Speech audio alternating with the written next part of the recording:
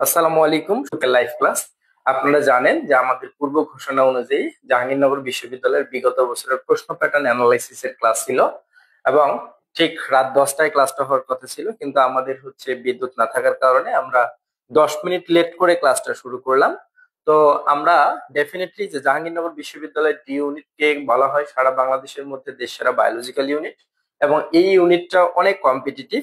আর আপনারা আমাকে কে কোন জায়গা থেকে দেখছেন, জাস্ট এতটুকু বিষয় আমাকে একটু ইনশিওর করবেন, ওকে? সাউন্ড কোয়ালিটি থেকে শুরু করে সবকিছু ঠিক আছে কিনা এই বিষয়টাও একটু আমাকে জানাবেন, ওকে? আর আমরা ডেফিনেটলি যে জাহাঙ্গীরনগর বিশ্ববিদ্যালয়ে আমাদের সর্বোচ্চ ভালো করতে গেলে কি করতে হবে না হবে এই বিষয়গুলো আমি অবশ্যই বলবো। আর তার আগে আপনারা একটু জানান দেন যে আসলে আপনারা কে কোন জায়গা থেকে আমাদের আজকের এই ক্লাসটা দেখতেছেন, ওকে? আর একটা বিষয় যে অবশ্যই আমাকে কমেন্ট করে জানাতে হবে যে জাহাঙ্গীরনগর বিশ্ববিদ্যালয়ের ডেডিকেট প্রস্তুতি কারা কারা নিচ্ছেন বা কার কি টার্গেট, ওকে? আর জাহাঙ্গীরনগর বিশ্ববিদ্যালয় রিলেটেড কারো কোনো যদি প্রশ্ন থেকে থাকে, ন্যূনতম যদি কোনো প্রশ্ন থেকে থাকে তাহলে সেটাও জানাবেন, ওকে? আর ফার্স্ট টাইমার নাকি সেকেন্ড টাইমার এই বিষয়টা একটু কমেন্ট সেকশনে কমেন্ট করে জানাবেন। আর আমরা আমাদের ক্লাসটা একটু নিজেদের টাইমলাইনে শেয়ার করে দিই, যাতে ভবিষ্যতে আমরা আমাদের আজকের এই ক্লাসটা আমাদের টাইমলাইনে ইজিলি খুঁজে পেতে পারি, ওকে? আর আরেকটা বিষয় যে অবশ্যই আমরা আমাদের যে জাহাঙ্গীরনগর বিশ্ববিদ্যালয়ের ক্লাসগুলো নিচ্ছি, এই ক্লাসগুলো আমরা যে প্রশ্ন প্যাটার্ন গুলো বলতেছি এগুলো হচ্ছে বিগত বছরের জাহাঙ্গীরনগর বিশ্ববিদ্যালয়ে আসা প্রশ্ন, এই প্রশ্নগুলোই কিন্তু আমরা এখানে আলোচনা করি, ওকে? সো তার আগে আমরা বেসিক্যালি প্রত্যেকটা টপিকস থেকে আলোচনা করে থাকি যে আমাদের কোন কোন টপিকস থেকে জাহাঙ্গীরনগর বিশ্ববিদ্যালয় ভর্তি পরীক্ষায় প্রশ্ন আসে এবং আসার সম্ভাবনা আছে। এই বিষয়গুলো কিন্তু আমরা সাথে সাথে তোমাদের সাথে ইন ডিটেলস আলোচনা করে নেই, ওকে?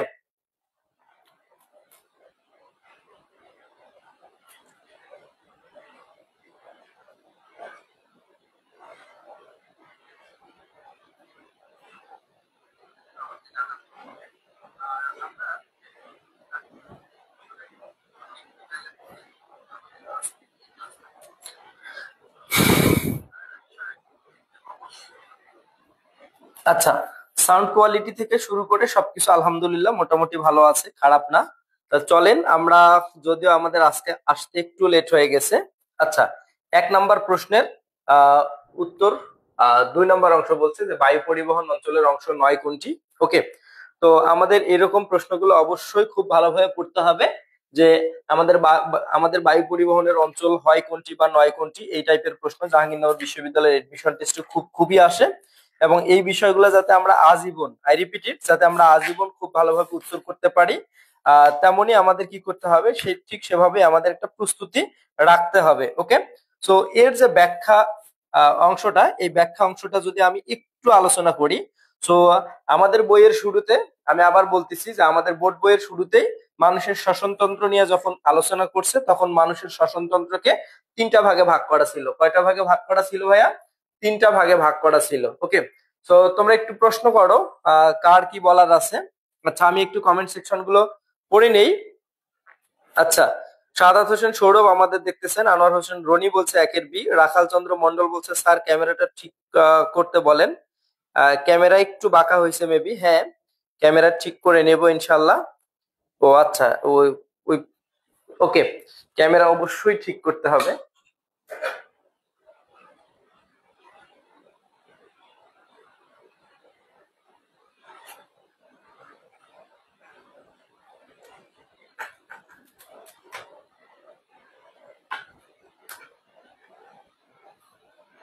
ওকে, আর কোনো সমস্যা না হবার কথা।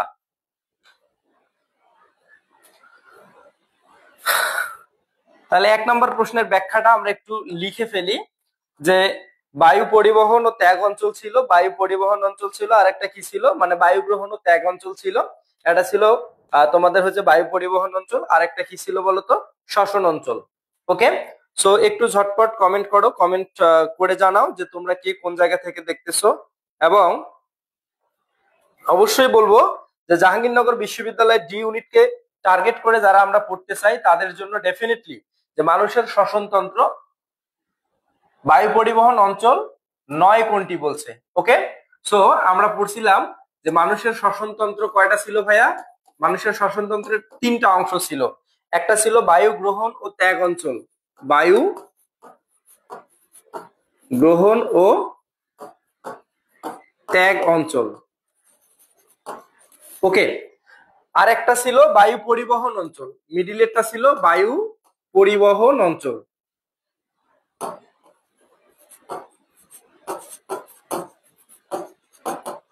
ওকে, আর একটা ছিল শ্বসন অঞ্চল।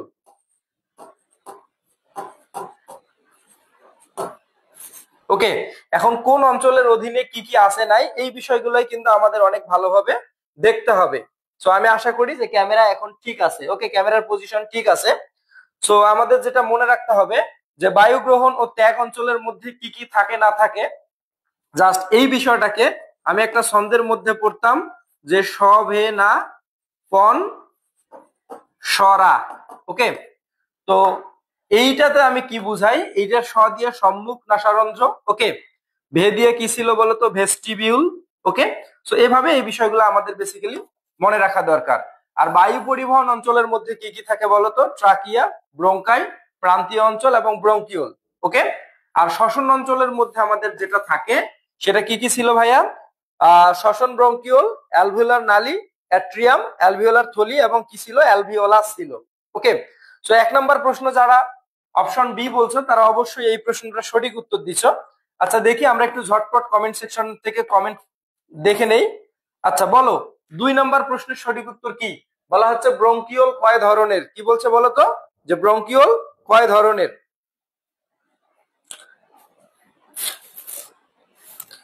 আচ্ছা আমরা শুধু প্রশ্ন সলভের দিকে যাই।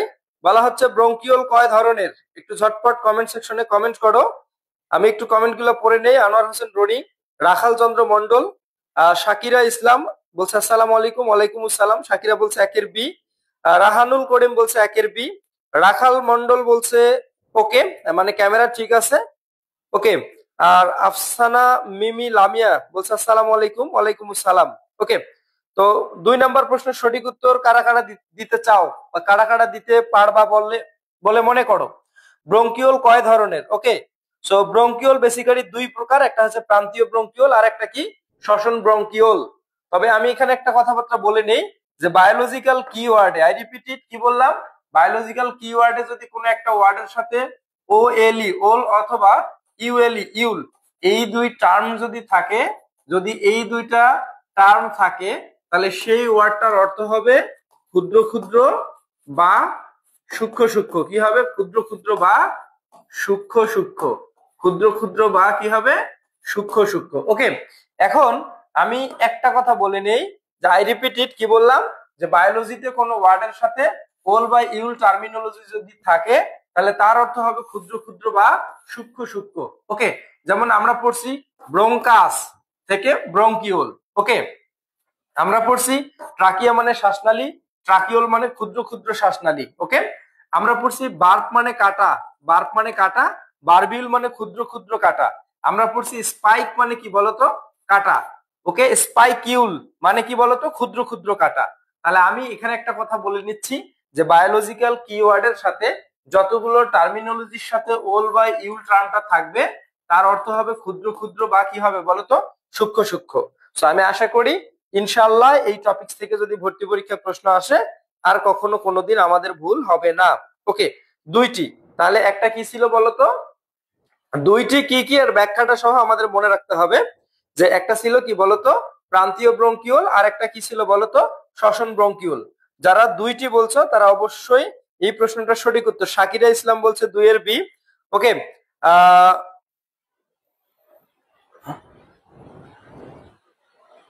স্বদেশনা দাস নাকি জানি, আচ্ছা দাস বলছে 2 এর বি। আনোয়ার হোসেন রনি বলছে 2 এর বি। ওকে, 2টি। আমাদের সাথে আছেন আব্দুল্লাহ আল মামুন, যে ভাই আমাদের ফিজিক্স পড়ায়। আচ্ছা, বলা হচ্ছে ভাইয়া জেইউ ডি ইউনিটের জন্য কোন কোশ্চেন ব্যাংক বেস্ট?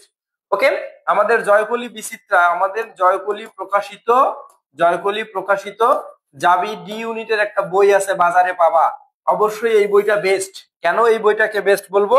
কারণ হচ্ছে যে জাহাঙ্গীরনগর বিশ্ববিদ্যালয় একমাত্র জাহাঙ্গীরনগর বিশ্ববিদ্যালয় যে যেখানে এর আগে আমাদের ক্যাম্পাসেই ভর্তি পরীক্ষা অনুষ্ঠিত হইতো, সো ডি ইউনিটের গত বছরের কাহিনীটা যদি বলি, যে গত বছর ডি ইউনিটের ডি ইউনিটের জন্য 9টা সেটে পরীক্ষা হয়েছে বা 9টা শিফটে পরীক্ষা হয়েছে।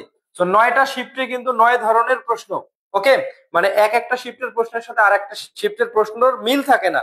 ওকে, তো যেহেতু প্রশ্নের মিল থাকে না, শিফট গুলো আলাদা আলাদা হয়, তাই তোমরা যদি বিগত বছরের সকল শিফটের প্রশ্নের উপর প্র্যাকটিস করতে চাও এবং আমাদের শিক্ষকদের মেন্টালিটি জাজ করতে চাও, আই মিন কোন কোন, আচ্ছা সারিকা, ওকে, সো কোন কোন টপিকস থেকে যাবে ডি ইউনিটের ভর্তি পরীক্ষার প্রশ্ন আসে, তাহলে অবশ্যই তোমরা আমাদের জয়কলি প্রকাশিত যে যাবি ডি ইউনিটের প্রশ্ন ব্যাংকটা আছে, সেই প্রশ্ন ব্যাংকটা তোমরা বাজার থেকে সংগ্রহ করবা। ওকে, আচ্ছা, বললাম জয়কলি প্রকাশিত জাহাঙ্গীরনগর বিশ্ববিদ্যালয়ের ডি ইউনিটের প্রশ্ন ব্যাংক, যে কোনো লাইব্রেরিতে গিয়ে বললেই হবে যে যাবি ডি ইউনিটের একটা প্রশ্ন ব্যাংক দেন জয়কলি প্রকাশনের। ওকে, সো বইটা আমার কাছে ছিল কিন্তু আমি আমার হলের রুমে রেখে আসছি। সো পরবর্তীতে যদি আমি আসি, পরবর্তীতে আমি যখন ক্লাস নিব এই বইগুলো তোমাদের দেখাবো। ওকে, আচ্ছা আচ্ছা, কোশ্চেন ব্যাংক তো এটা বলছি নাকি, আচ্ছা, নাকি বুকের ভাইয়া, আচ্ছা ভাইয়া, ওকে, সারিকা, শাকিরা না, আমি ভুল দেখছি তাইলে। ওকে, সো বলে ফেলছি যে জয়কলি প্রকাশিত আমাদের হচ্ছে যাবি ডি ইউনিটের একটা প্রশ্ন ব্যাংক, শুধু ওখানে গিয়ে বললেই হবে যে জাহাঙ্গীরনগর বিশ্ববিদ্যালয়ের ডি ইউনিটের একটা প্রশ্ন ব্যাংক দেন, বা তুমি আমাদের জয়কলির পেজে তুমি আমাদের বইটা অনলাইনে অর্ডার করতে পারো। ওকে, সো আচ্ছা চলো আমরা এখন পরবর্তী প্রশ্নের দিকে চাই। সো দেখি কারা কারা দ্রুততার সাথে উত্তর করো। বলা হচ্ছে ফুসফুসের দ্বিস্তরী আবরণের ভেতরের পর্দার নাম কি? কি বলছে বলতো? ফুসফুসের দ্বিস্তরী আবরণের ভিতরের পর্দার নাম কি? সো এখান থেকে প্রশ্নটা দুই টাইপে হয়, যে একটা বাইরের পর্দা আর একটা কি বলতো ভিতরের পর্দা। তাহলে অবশ্যই অবশ্যই তোমাকে এটা কি করতে হবে, খুব ভালোভাবে মনে রাখতে হবে। ওকে, তো ফুসফুসের দ্বিস্তরী প্লিউরাল পর্দা দিয়ে আবৃত। ওকে, ভেতরের পর্দাকে কি বলা হয় আর বাইরের পর্দাকে কি বলা হয়? মনে রাখবা, মনে রাখবা যে ভিতরের পর্দাকে কি বলা হয়, ভিসেরাল। কথাটা মনে রাখবা যে ভেতরের পর্দাকে কি বলা হয়, ভিসেরাল। আর যদি বলা হয় বাইরের পর্দাকে কি বলা হয়, বাইরের পর্দাকে কি হয়, কি বলা হয়, তাহলে উত্তর হবে প্যারাইটাল। কি হবে বলতো? প্যারাইটাল। ওকে, বলো কি বললাম? একটা হচ্ছে ভিসেরাল আর একটা প্যারাইটাল। তো মনে রাখবা, আই রিপিট ইট, যে যদি বলা হয় ফুসফুসের দ্বিস্তরী, সো ফুসফুসের দ্বিস্তরী যেহেতু বলছি, তাহলে এর দুইটা স্তর থাকবে। একটা ভেতরের পর্দার নাম ভতে ভেতর, ভতে হবে ভেস্টিবিউল, সরি, ভতে ভেতর, ভতে কি হবে বলতো? ভিসেরাল। বলো কি বললাম? এটা হবে ভতে ভেতর, ভতে কি বলতো? ভিসেরাল পর্দা। আমি এখানে ভুল দেখছি, তার মানে ভতে ভিতর, ভতে কি হবে বলো? ভতে হবে আমাদের ভিসেরাল পর্দা। ওকে, এরপর বাইরের পর্দা যদি হয় তাহলে উত্তর কি হবে বলতো? প্যারাইটাল। বলো বাইরের পর্দা যদি হয় তাহলে কি হবে? প্যারাইটাল। তবে আমি তোমাদের এখানে একটা কথাবার্তা বলে ফেলি, যে প্যারা শব্দের অর্থ কিন্তু পাশাপাশি। এখানে যদিও প্যারাইটাল বলা হচ্ছে বাইরের, বা প্যারা শব্দের অর্থ কি পাশাপাশি। এই টার্মিনোলজি গুলো পড়ছো, তো তোমরা পড়ছো থাইরয়েড, প্যারাথাইরয়েড, পড়ো নাই? পোডিয়া মানে পা, আর প্যারাপোডিয়া মানে কি বলতো? পাশাপাশি পা থাকে এমন কিছু। একটু ঝটপট কমেন্ট সেকশনে কমেন্ট করো, দেখি কারা কারা দ্রুততার সাথে উত্তর করতেছে। ওকে, আনোয়ার হোসেন রনি বলছে 3-এর এ। সারিকা, এবার নাম তোমার উচ্চারণ করছি ঠিক ভাবেই, 3-এর এ। রায়হানুল কবির বা রাহানুল কবির 3-এর এ। দাস বলছে 3-এর এ। রাহানুল কবির বলছে ভিসেরাল। তোমরা সবাই এই প্রশ্নের সঠিক উত্তর দিছো, বাইরের প্যারাইটাল। ওকে, আমিও এভাবে মনে রাখি। ওকে, অসংখ্য ধন্যবাদ যে তোমার আর আমার টেকনিকের মধ্যে মিল আছে। ওকে, মিল থাকাটা ভালো। এবার বলা হচ্ছে ফুসফুসের গঠন ও কাজের একক কোনটি? কি বলছে বলতো? প্রশ্ন 4 নাম্বার প্রশ্ন, ঝটপট উত্তর দাও। বলা হচ্ছে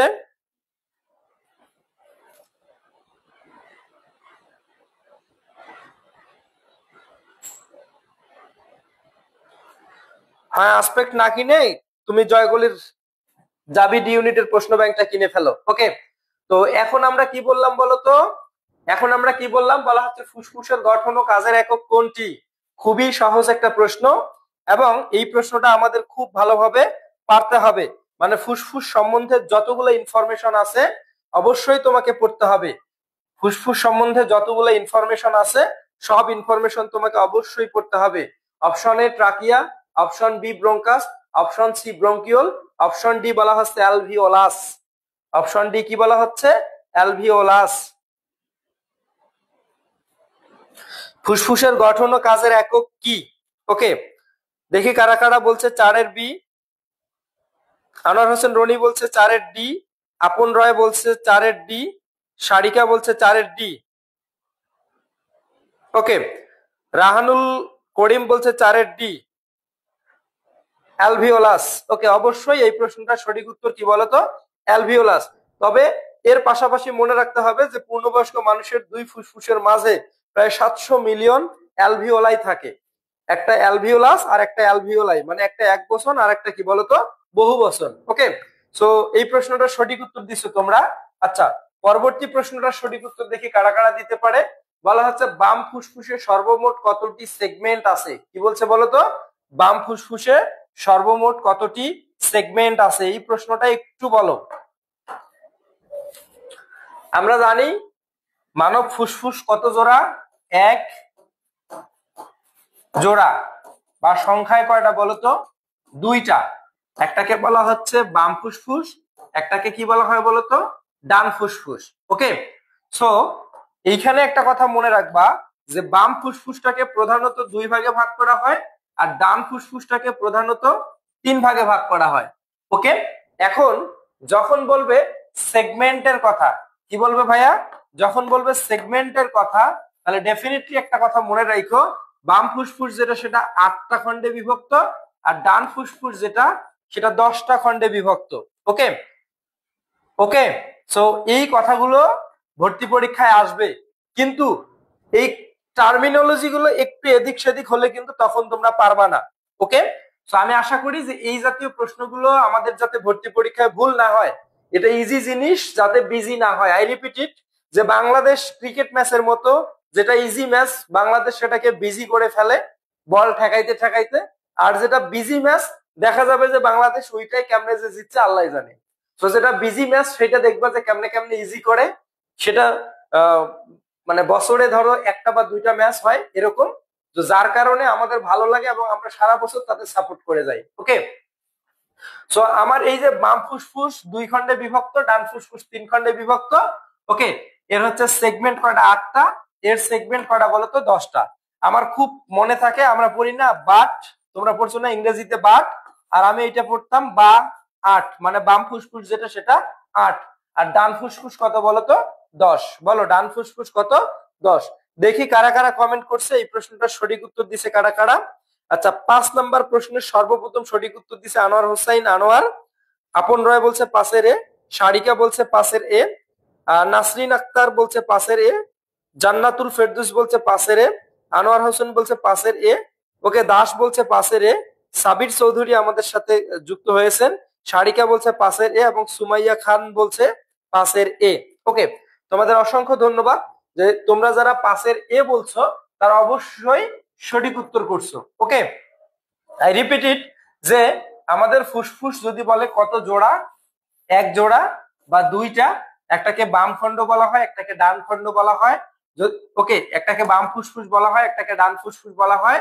বামটার যদি বলা হয় কয়টি খণ্ড আছে, খণ্ড কথাটা যদি উল্লেখ থাকে তাহলে 2 খণ্ড, আর যদি বলে ডানের খণ্ড কয়টা তাহলে উত্তর হবে কত বলতো? 3 খণ্ড। কিন্তু বাম ফুসফুসে কয়টা সেগমেন্ট আছে, তাহলে সেগমেন্ট যদি বলা হয় 8টা আর ডানের সেগমেন্ট কয়টা বলতো? 10টা। তো আমি কথাটা মনে রাখছিলাম বা 8 মানে হচ্ছে বাম পাশেরটা 8 আর বাকিটা কত ভাইয়া? 10। ওকে, তো আমি আশা করি ইনশাল্লাহ এই টপিকস থেকে যদি আমাদের ভর্তি পরীক্ষায় প্রশ্ন আসে আর কখনো কোনোদিন ভুল হবে না। ওকে, আচ্ছা চলো আমরা এখন পরবর্তী প্রশ্নের দিকে যাই। পরবর্তী প্রশ্ন বলা হচ্ছে মানব ভ্রূণে সর্বপ্রথম সারফ্যাক্ট্যান্ট ক্ষরণ শুরু হয় কত সপ্তাহে? কি বলছে বলতো? মানব ভ্রূণে সর্বপ্রথম সারফ্যাক্ট্যান্ট ক্ষরণ শুরু হয় কত সপ্তাহে? এই প্রশ্নটা অনেক ইজি। 6 নাম্বার প্রশ্ন, বলো মানব ভ্রূণে সর্বপ্রথম সারফ্যাক্ট্যান্ট ক্ষরণ হয় কত সপ্তাহে? ওকে, যেটাকে 24 সপ্তাহের আগে মানব ভ্রূণকে স্বাধীন অস্তিত্বের অধিকারী গণ্য করা হয় না। 24 সপ্তাহের আগে মানব ভ্রূণকে কি করা হয় না বলতো? স্বাধীন অস্তিত্বের অধিকারী মনে করা হয় না। ওকে, তাহলে যেহেতু 24 সপ্তাহের আগে মানব ভ্রূণকে স্বাধীন অস্তিত্বের অধিকারী মনে করা হয় না, তাহলে ডেফিনেটলি এই প্রশ্নটার সঠিক উত্তর হবে কি? আচ্ছা 6 নাম্বার প্রশ্নের সঠিক উত্তর ভুল দিছে রাহানুল করিম বলছে 6 এ ডেফিনেটলি না। এই প্রশ্নটার সঠিক উত্তর হচ্ছে 6 এর সি, অপশন সি। বলো 6 এর কি হবে? সি। কারা কারা বলছে? আচ্ছা অবন মাহমুদ অবন্তি বলছে 23 উইক। ওকে, আপন রায় সঠিক উত্তর দিচ্ছে, আনোয়ার হোসেন আনোয়ার সঠিক বলছে, দাস বলছে 6 এর সি। অল ক্লিয়ার ভাইয়া, মানে আগের টপিক যেটা বুঝাইছি সেটা 23 উইক। সুমাইয়া বলছে 24 উইক, ডেফিনেটলি 24 উইক না। ওকে, 24 সপ্তাহের আগে মানব ভ্রূণকে স্বাধীন অস্তিত্বের তোমার হচ্ছে কি বলা হয়, স্বাধীন অস্তিত্বের জন্য গণ্য করা হয় না। এই বিষয়টা খুব ভালোভাবে মনে রাখো। ওকে ওকে ওকে ওকে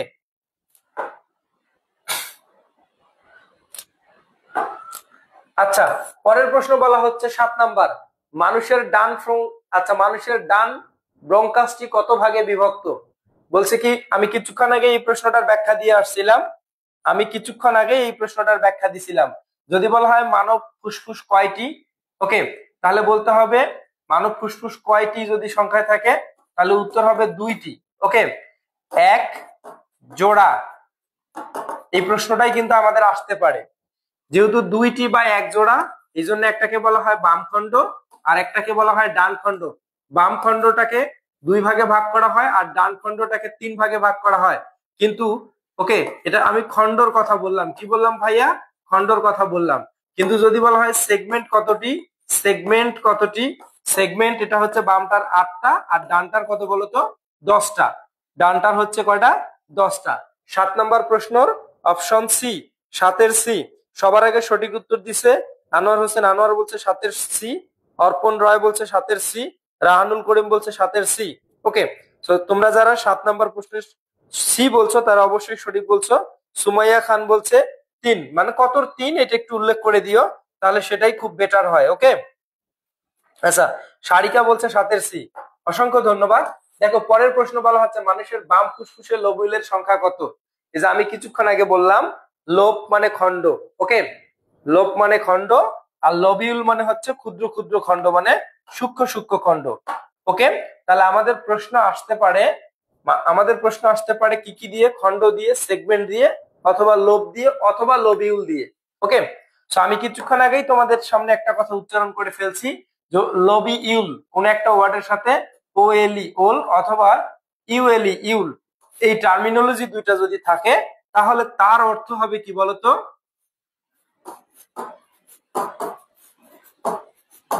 ক্ষুদ্র ক্ষুদ্র বা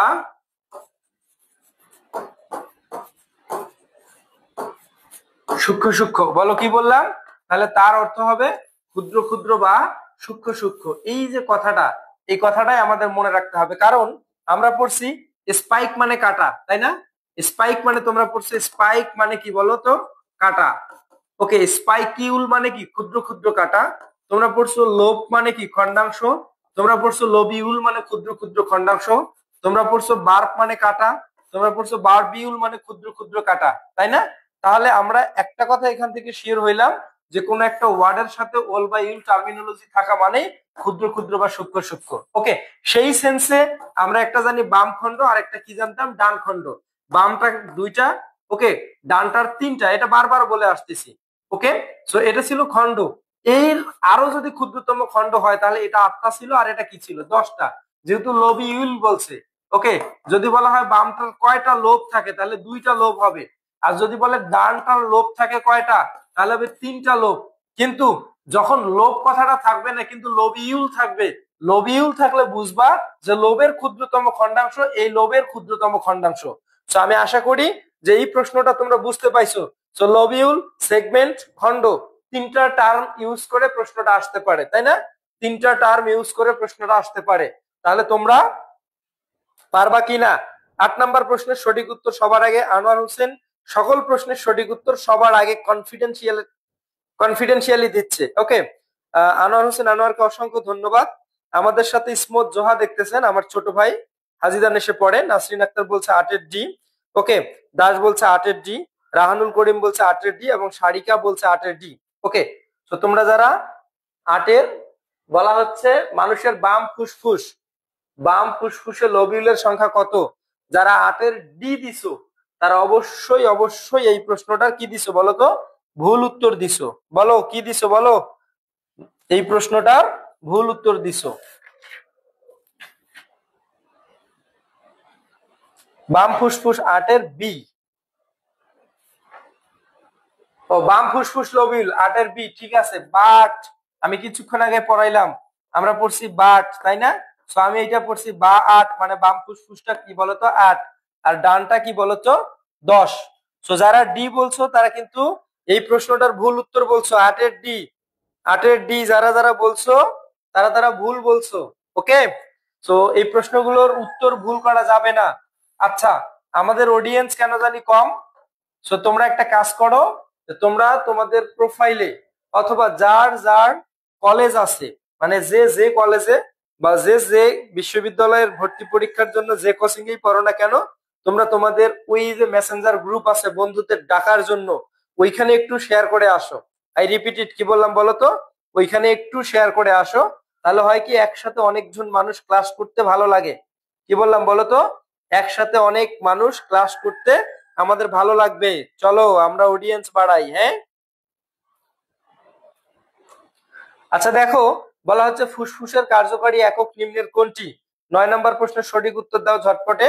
কি বলা হচ্ছে যে ফুসফুসের কার্যকারী একক কোনটি? Option A alveolus, option B bronchiole, option C trachea, option D কোনোটাই নয়। বলো কোনটা হবে? আচ্ছা, 9 নম্বর প্রশ্নের সঠিক উত্তর কারা কারা দিতে চাও একটু ঝটপট কমেন্ট করো। আর তোমরা নিজেদের টাইমলাইনে একটু শেয়ার দিয়ে ডান লিখে ফেলো। ওকে,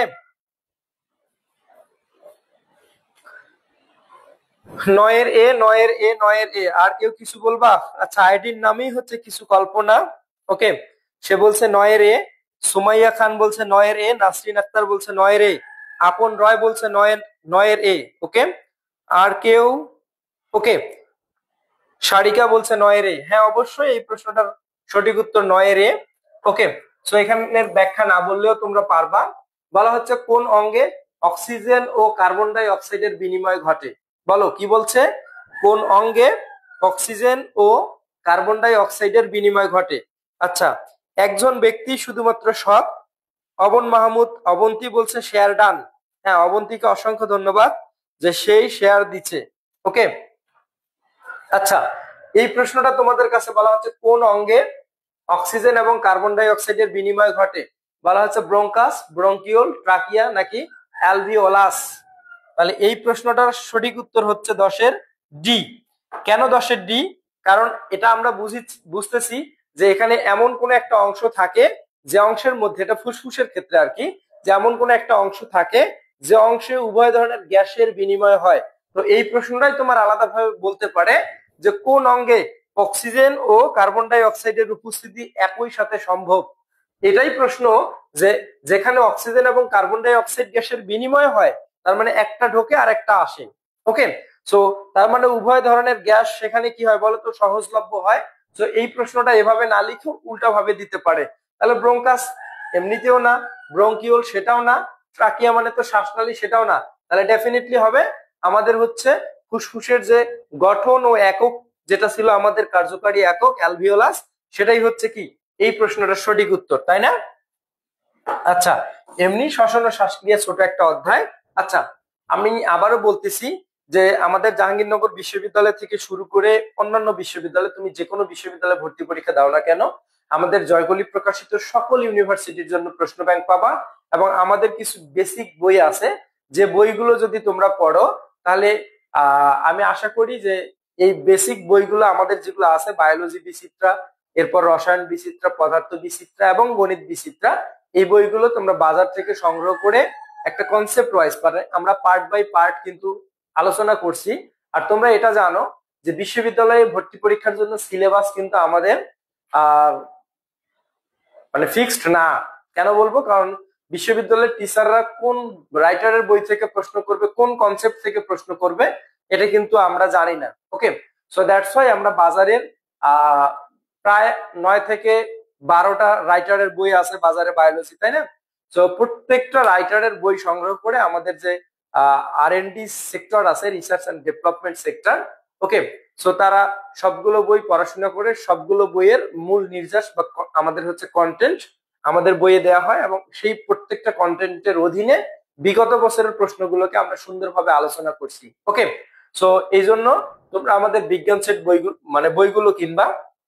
যারা ন্যাশনাল বিশ্ববিদ্যালয়ে ভর্তি পরীক্ষা দিবা তাদের জন্য ন্যাশনালেরও সেট আছে, তো অবশ্যই তোমরা এই বিষয়গুলো দেখবা। ওকে, আরেকটা কথাবার্তা বলি যে তোমাকে যদি ইউনিভার্সিটিতে যদি সর্বোচ্চ লেভেলের মানে ভালো কিছু করতে হয়, আই রিপিট ইট, কি বললাম বলো তো, তোমাকে যদি ইউনিভার্সিটি লেভেলে সর্বোচ্চ লেভেলে ভালো করতে হয় তাহলে অবশ্যই কি করতে হবে, আমাদের জয়কলি প্রকাশিত বইগুলো নিয়ে তোমাকে অবশ্যই ঠিক সেভাবেই কি করতে হবে, গুছিয়ে প্রস্তুতি নিতে হবে। আচ্ছা, এবার বলা হচ্ছে 11 নম্বর প্রশ্ন, অ্যালভিওলাই কিসের অংশ? আমরা কিছুক্ষণ আগেই পড়ছি যে অ্যালভিওলাই হচ্ছে ফুসফুসের গঠন ও কার্যকরী একক, তাই না? তাহলে ডেফিনেটলি এটা আমাদের ফুসফুসের একটা অংশ। আর ফুসফুস রেশনতন্ত্রের অংশ, এটা শ্বসনতন্ত্রের অংশ, পরিপাকতন্ত্রের অংশ নাকি স্নায়ুতন্ত্রের অংশ? এই প্রশ্নটা যে ব্যক্তি পারবে না সে ব্যক্তির পড়াশোনা করাই উচিত না। আমার মনে হয় যে এই সহজ একটা প্রশ্ন যারা পারবে না, আমি আশা করি যে তার শিক্ষা জীবনে কোনো স্কুল কলেজের বারান্দায় যাওয়া মানেই তার জন্য কি বিপজ্জনক একটা অবস্থা। সে যদি অ্যালভিওলাই কিসের অংশ এটা যদি না জানে বা ভুল উত্তর দেয়। আচ্ছা, দেখি কে কে সঠিক উত্তর দিল। ওকে, জয়কলির কোশ্চেন ব্যাংক কিনছি ভাইয়া, অসংখ্য ধন্যবাদ সারিকাকে। ওকে, রাহানুল করিম বলছে 11 বি, আপন রায় বলছে 11 বি, আনোয়ার হোসেন রনি বলছে 11 বি, মহাকাল বলছে জয়কলি জীববিজ্ঞান কোন প্রশ্ন ব্যাংক আছে?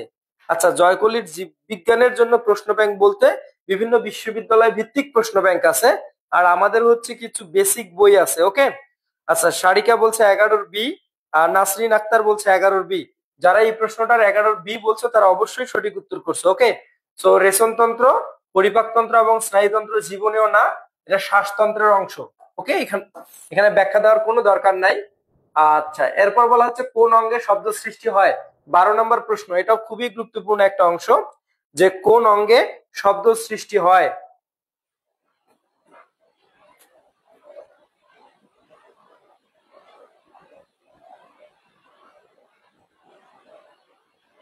ওকে, আচ্ছা, শব্দ সৃষ্টি হয় কখন? যখন গ্যাসীয় বিনিময় ঘটে তখনই কিন্তু শব্দ সৃষ্টি হয়। কি বললাম বলতো? যখন গ্যাসীয় বিনিময় ঘটে তখনই কিন্তু কি হয় বলতো,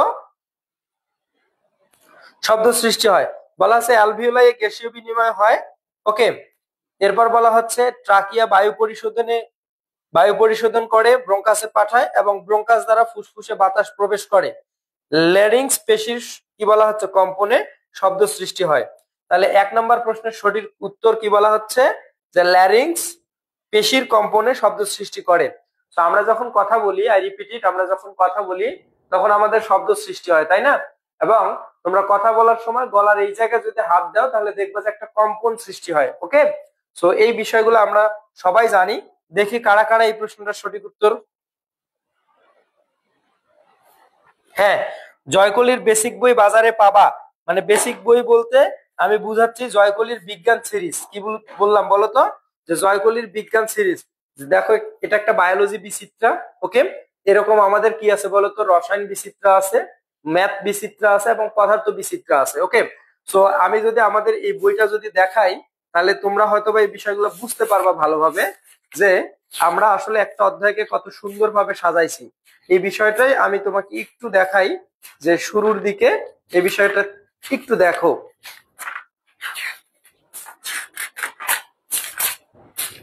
এটা দেখো, এটা হচ্ছে খুব ক্যামেরার খুব কাছাকাছি নিয়ে আসলাম। এটা হচ্ছে আমাদের কোষ ও এর গঠনের অধ্যায়। দেখো, এখানে টাইপ ওয়াইজ আমরা বিষয়গুলো আলোচনা করছি। ওকে, এবং প্রত্যেকটা টাইপে আমাদের যা যা আছে, বেসিক ইনফরমেশন আছে, at a glance I mean most important information আছে, বিগত বছরের সকল বিশ্ববিদ্যালয়ের এমসিকিউ প্রশ্ন আছে, সকল বোর্ডের এসএসসি পরীক্ষার এমসিকিউ প্রশ্ন আছে, এবং এনসিটিবি অনুমোদিত পাঠ্য বইয়ের গুরুত্বপূর্ণ কিছু এমসিকিউ কিন্তু এখানে তোমরা পাবা। ওকে, সো আমি যদি বলি, আমাদের দেখো এখানে শর্টকাট ট্রিক্স অংশ আছে, এই বিষয়গুলো আমাদের বইয়ে সুন্দর করে গোছানো আছে। এরপর দেখো, যে বেসিক অংশ যখন আমরা আলোচনা করতেছি, সো দেখো বলা হচ্ছে কোষ প্রাচীর এবং প্লাজমা মেমব্রেন রিলেটেড যতগুলো আলোচনা আছে সবগুলো আলোচনা করে আমরা কিন্তু এই টপিকস এর অধীনে বিগত বছরের যতগুলো বিশ্ববিদ্যালয়ে ভর্তি পরীক্ষায় প্রশ্ন আসছিল সবগুলো একসাথে দিছি। ঢাকা বিশ্ববিদ্যালয়, জগন্নাথ বিশ্ববিদ্যালয়, জাহাঙ্গীরনগর বিশ্ববিদ্যালয়, এরপর তুমি দেখবা কি আছে দেখো তো, এরপর রাজশাহী বিশ্ববিদ্যালয়, চট্টগ্রাম বিশ্ববিদ্যালয়, তারপর কি আছে দেখো তো, খুলনা বিশ্ববিদ্যালয়, শাহজালাল বিজ্ঞান ও প্রযুক্তি বিশ্ববিদ্যালয়, হাজী দানেশ বিশ্ববিদ্যালয়। সো তারপর তার মানে সকল কিছু তুমি এখানে সুন্দরভাবে গুছায় পাবা। আমি কি বললাম বলো তো, যে সবকিছু তুমি সুন্দরভাবে গুছিয়ে পাবা। ওকে, সো বেসিক বই বলতে আমি এই বিষয়টা কি বুঝিয়েছি।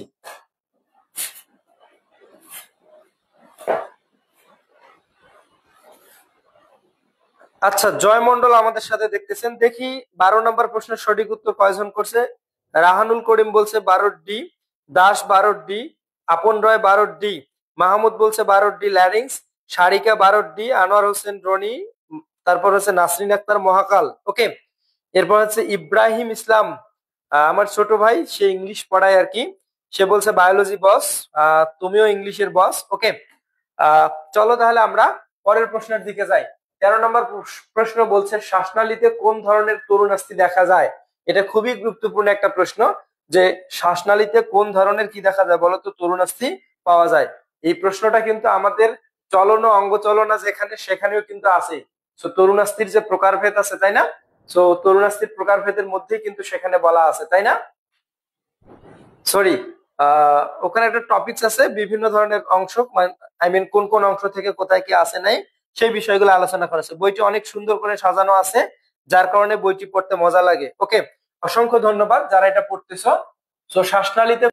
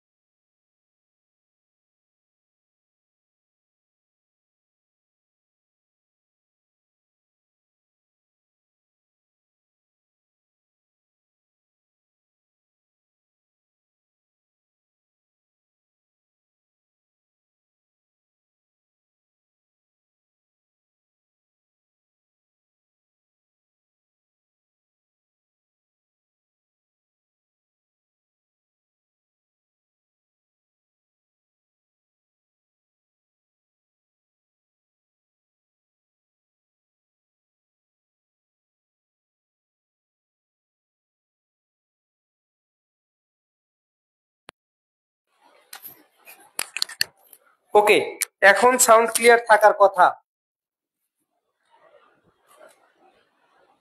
আচ্ছা, এখন সাউন্ড ক্লিয়ার।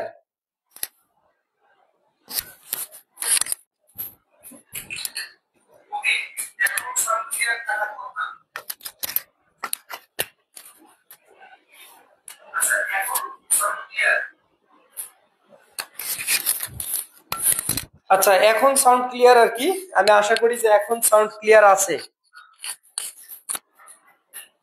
আচ্ছা, এখন সাউন্ড আছে। ওকে, কারণ ওই মাইক্রোফোনে চার্জ নাই আর কি, এখন এটাই চেঞ্জ করা হয়েছে।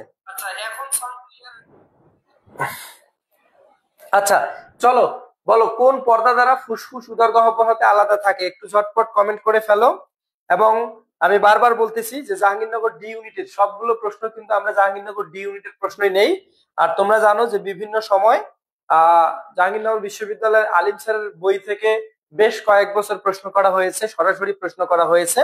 সো দ্যাটস ওয়াই আমরা একটা আলিম স্যারের রেফারেন্স অনুযায়ী আলিম স্যারের প্রশ্নই কিন্তু তুলে দিছি। সো এই বিষয়গুলো তোমরা একটু ভালোভাবে মনে রাখবা। বলা হচ্ছে কোন পর্দা দ্বারা ফুসফুস উদরগহ্বর হতে আলাদা থাকে। অপশন এ পেরিকার্ডিয়াম, যেহেতু ফুসফুসের কথাবার্তা বলা হচ্ছে, কার্ডিয়াম মানে কি হৃৎপিণ্ড, সো ডেফিনেটলি সেটা না। এরপর একটা আছে গ্লিসন্স ক্যাপসুল, সো এটাও মনে হয় না তাই না। এরপর বলা হচ্ছে প্লিউরা, এটাও না। তাহলে অপশন কি বলা হচ্ছে 14 সি হবে উত্তর, ডায়াফ্রাম। অবন্তী মাহমুদ ভুল উত্তর দিচ্ছ কেন, কেন রে ভাই, কেন এই প্রশ্নটার ভুল উত্তর দিলা তোমরা বলো। এই প্রশ্নটার সঠিক উত্তর হচ্ছে ডায়াফ্রাম। বলো কি বললাম, যে এই প্রশ্নটার সঠিক উত্তর হচ্ছে ডায়াফ্রাম। তোমরা কি জানো যে আমাদের পেটের মধ্যে একটা ডায়াফ্রাম পর্দা থাকে? এই যারা মুসলমান তারা যখন বাসায় যখন ঈদের সময় যখন কুরবানি দেয়, তাহলে তারা দেখবা যে এখানে একটা ডায়াফ্রাম বা কি মধ্য পর্দা থাকে, যার কারণে আমাদের উদর গহ্বর হতে কি থাকে বলতো, এই যে হচ্ছে ফুসফুস এবং উদর গহ্বরের মধ্যে কি হয়, আলাদা একটা পার্ট থাকে, আলাদা একটা কি থাকে, ভাগ থাকে, যে ভাগটাকে আমরা ডায়াফ্রাম বলি। এই প্রশ্নটার ম্যাক্সিমাম প্রশ্নটাই রেসপন্স করেন না কেন? প্রবলেম কি ভাইয়া? রেসপন্স তো করতে আসি। আচ্ছা দেখি কে কি বলছে। আচ্ছা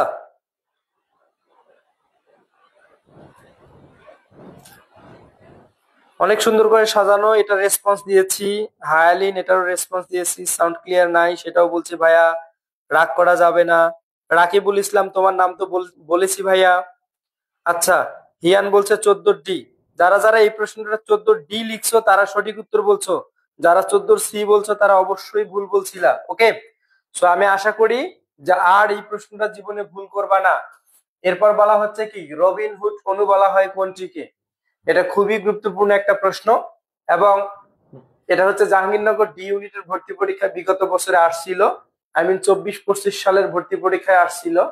option A haemoglobin, option B haemerythrin, option C haemocyanin, option D কি বলা হচ্ছে ক্লোরোকুইনিন। 15 নম্বর প্রশ্নের সঠিক উত্তর একটু করো, ঝটপট কমেন্ট করো যে 15 নম্বর প্রশ্নটার সঠিক উত্তর কি হতে পারে। ওকে, রাকিবুল বলছে 14D। রাকিবুলকে অসংখ্য ধন্যবাদ। নাসরিনকে অসংখ্য ধন্যবাদ। এর নিহান বলছে 14D। ওকে, রাহানুল করিম বলছে 14D। 15 নম্বর প্রশ্ন বলছে এ হবে। রাকিবুল বলছে এ হবে। আপন রায় বলছে 15 এ হবে এবং হিমোগ্লোবিন। ওকে, আনোয়ার বলছে এ হবে।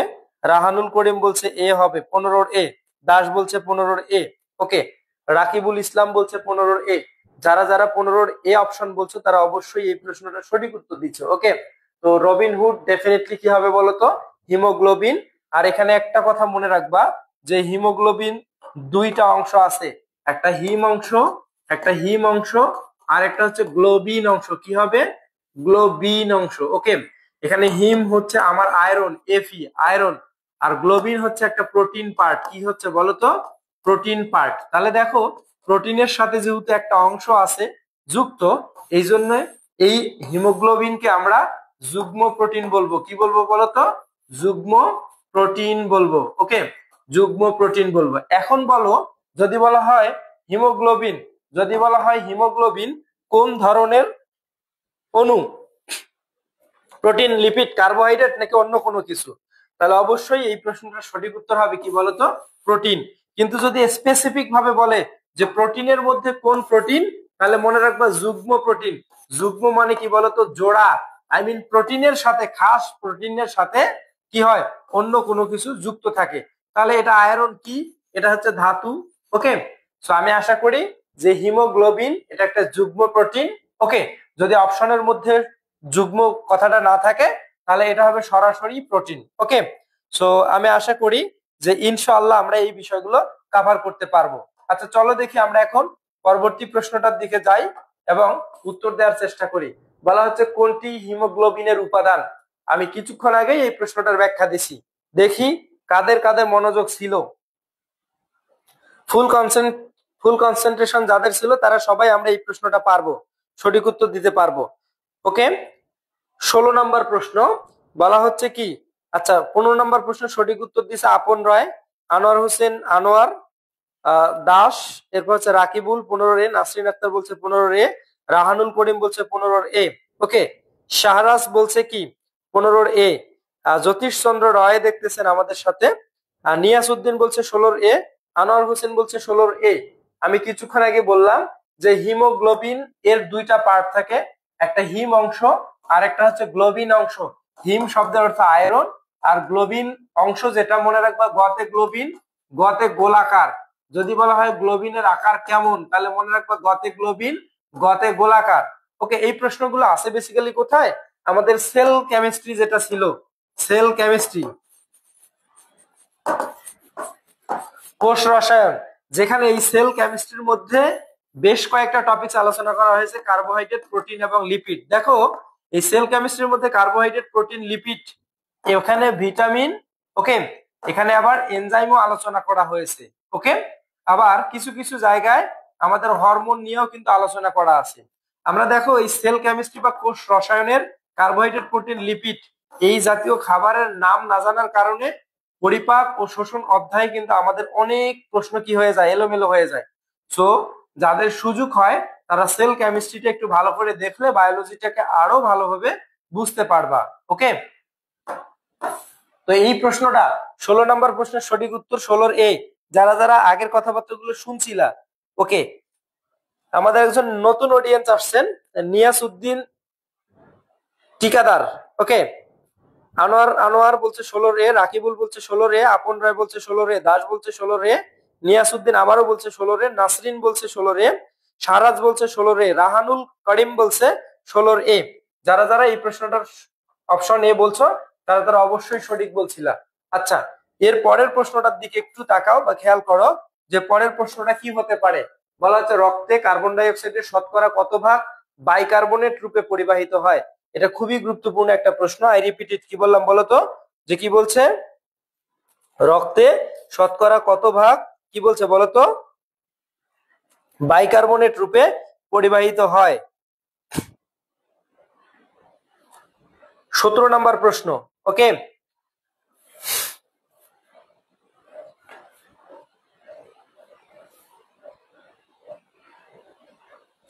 এই প্রশ্নটা সরাসরি উত্তর দেওয়া উচিত। কি বললাম বলতো, যে এই প্রশ্নটা তোমরা সরাসরি তোমাদের উত্তর দেওয়া উচিত, এখানে কোনো কনফিউশন থাকা ঠিক না।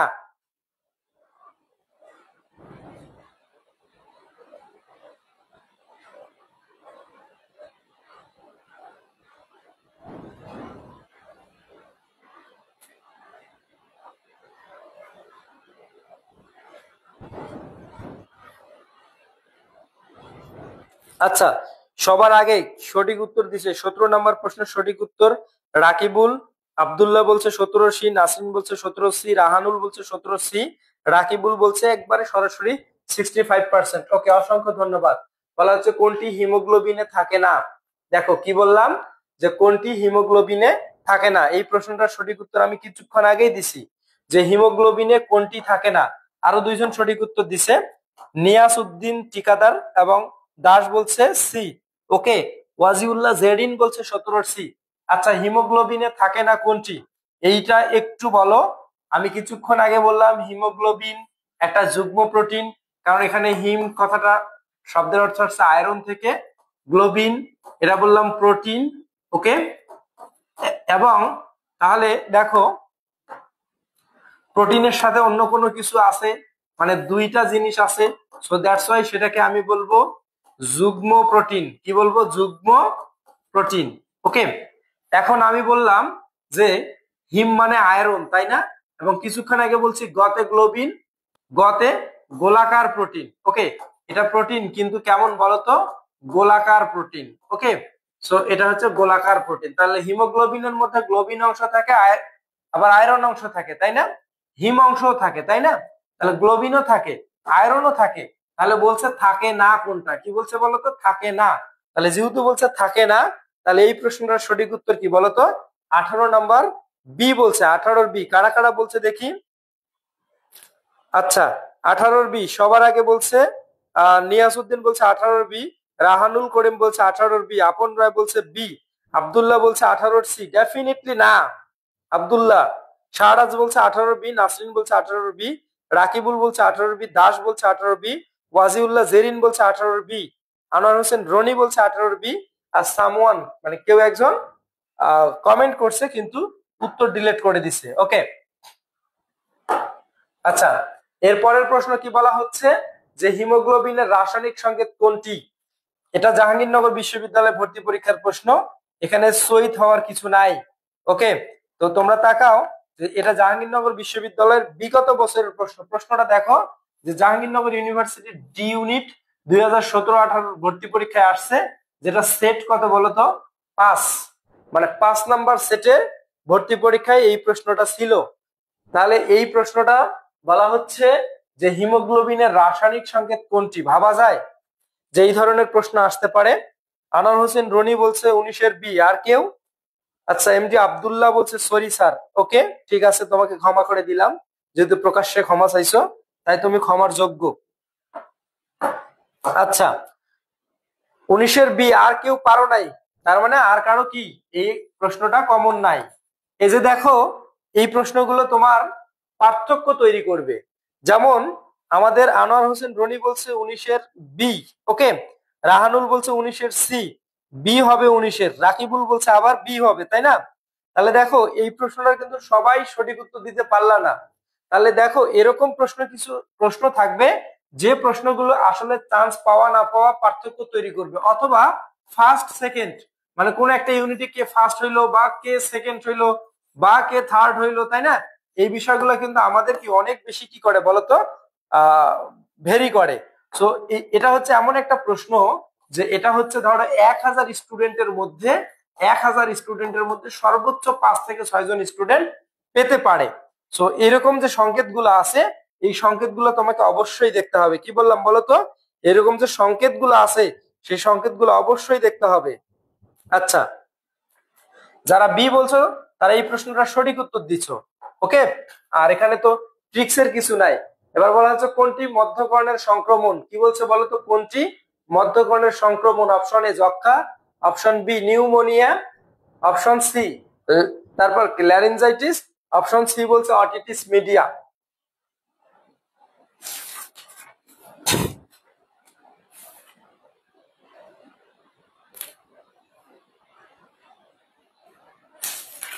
ঝটপট কমেন্ট করো, 19-এর কি হইতে পারে? 20-এর 20 নাম্বার প্রশ্নের সঠিক উত্তর বলো। যে 20 নাম্বার প্রশ্নের সঠিক উত্তর কি? একটু ঝটপট কমেন্ট সেকশনে কমেন্ট করো। ওকে, কি বলা হচ্ছে? কোনটি মধ্যকর্ণের সংক্রমণ? তাহলে মধ্যকর্ণের সংক্রমণ কোনটি? আচ্ছা, নতুন অডিয়েন্স কে আসলো দেখি। আনোয়ার হোসেন আনোয়ার বলছে 20-এর ডি। মেহেদি হাসান মারুফ বলছে 20-এর ডি। অর্পণ রায় বলছে 20-এর ডি। রাহানুল করিম বলছে 20-এর ডি। নাসরিন আক্তার বলছে 20-এর ডি। ওকে,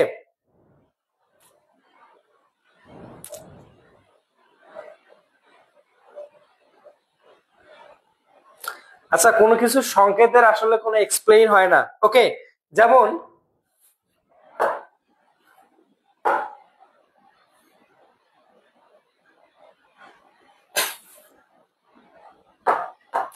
কোনো কিছু সংকেতের কি হয় না, এক্সপ্লেইন হয় না।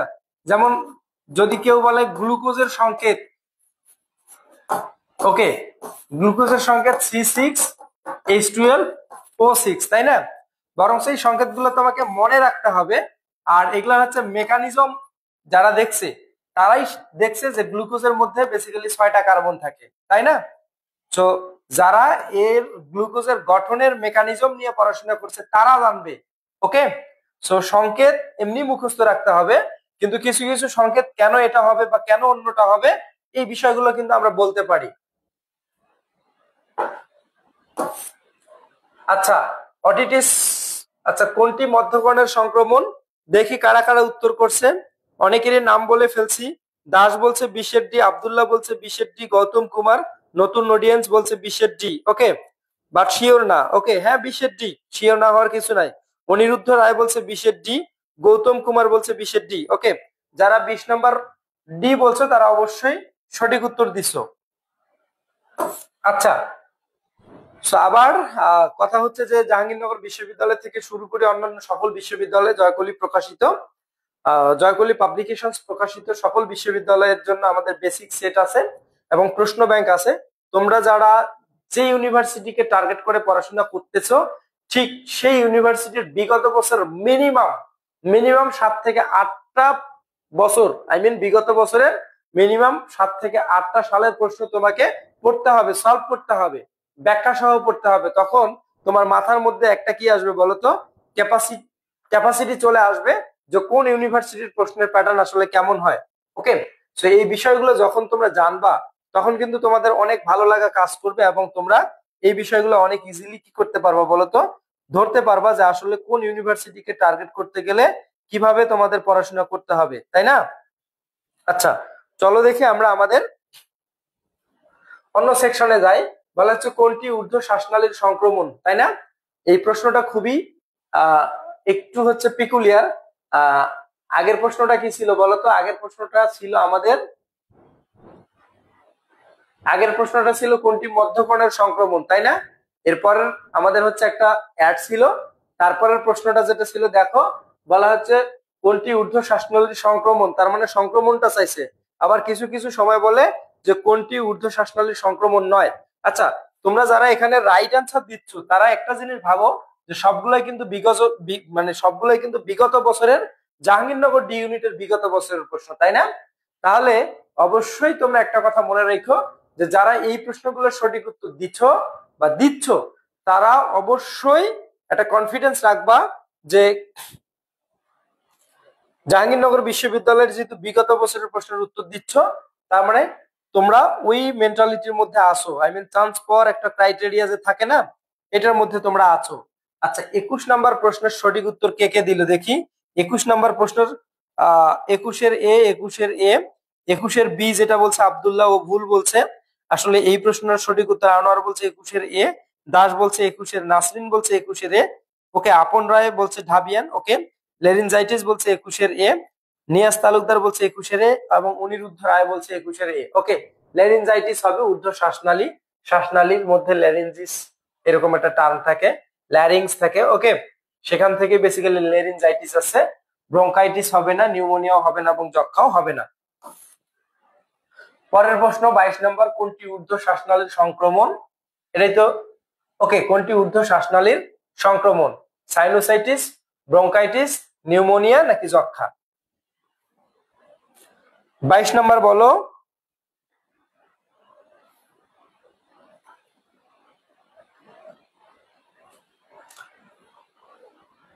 কোনটি ঊর্ধ্ব শ্বাসনালীর সংক্রমণ?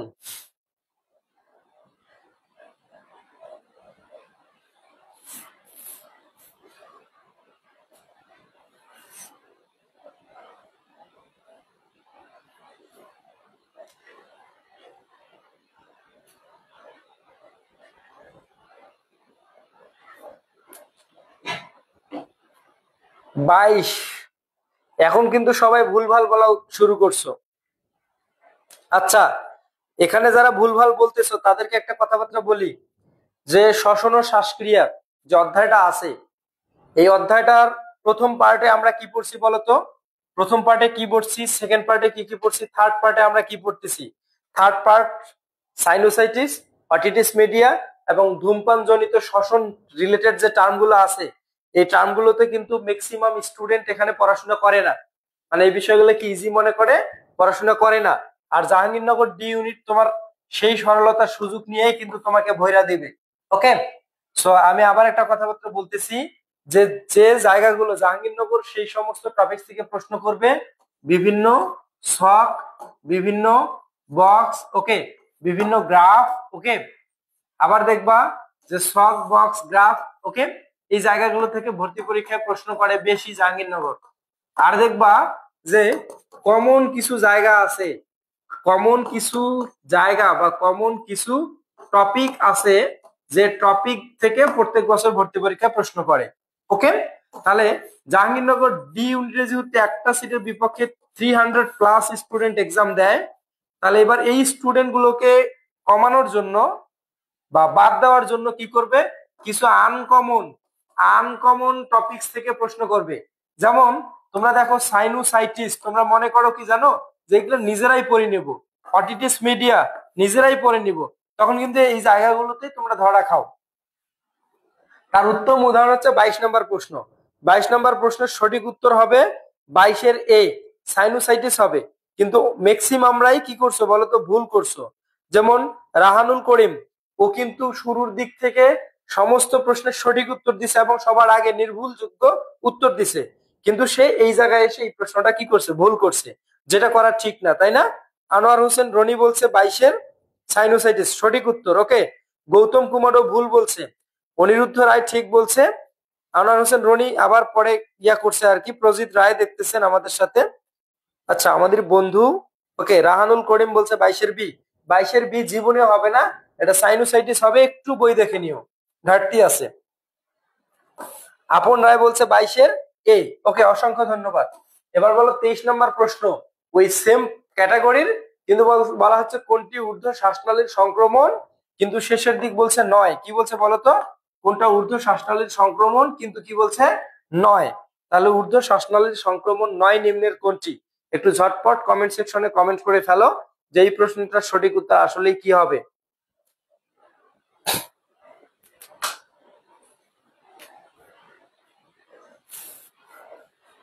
Option A tonsillitis, option B pneumonia, option C sinusitis এবং অপশন ডি ল্যারিনজাইটিস।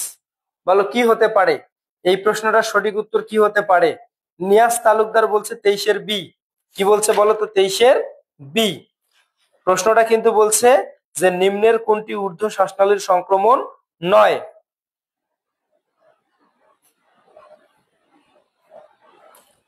আচ্ছা, দেখি কারা কারা বলছে 23 নাম্বার। রাহানুল করিম এও কিন্তু আবার এখানে ভুল বলছে। নিয়াজ বলছে 23-এর বি, ঠিক আছে। 21 আর 22 সেম কোশ্চেন, হ্যাঁ। অনিরুদ্ধ রায় বলছে 23-এর বি, ঠিক আছে। অনিরুদ্ধ আপন 23-এর বি, বি হবে 23-এর। যারা অপশন বি বলছো তারা কিন্তু মানে ঠিক বলছো, ওকে। এখানে নিউমোনিয়া কিন্তু নয়। কি হবে বলো তো? নিউমোনিয়া নয়, 23-এর বি হবে, ওকে। তো এই জায়গাটা সাইনোসাইটিস, অটিটিস মিডিয়া এবং আমাদের ধূমপায়ী অধূমপায়ী ফুসফুসের মধ্যে যে পার্থক্য, আই রিপিট ইট, যে যে এই বিষয়গুলো নিয়ে কিন্তু আমাদের ভালোভাবে দেখতে হবে, তাই না? সো কারণ এই জায়গাগুলোতে ম্যাক্সিমাম স্টুডেন্টরা কিন্তু পড়াশোনা করে না, ওকে। সো কনফিডেন্সিয়ালি উত্তর দেওয়ার চেষ্টা করে যে এটা মনে হয় এটাই হবে। সো আনকমন জায়গাগুলো তোমাকে খুব ভালোভাবে পড়তে হবে, যাতে এই জায়গা বা এই টপিকস গুলো থেকে ভর্তি পরীক্ষায় প্রশ্ন আসলে তুমি অন্যদের থেকে এগিয়ে থাকতে পারো, ওকে। সো ডেফিনেটলি এই বিষয়গুলো তোমাদের কি করতে হবে বলো তো? মাথায় রাখতে হবে।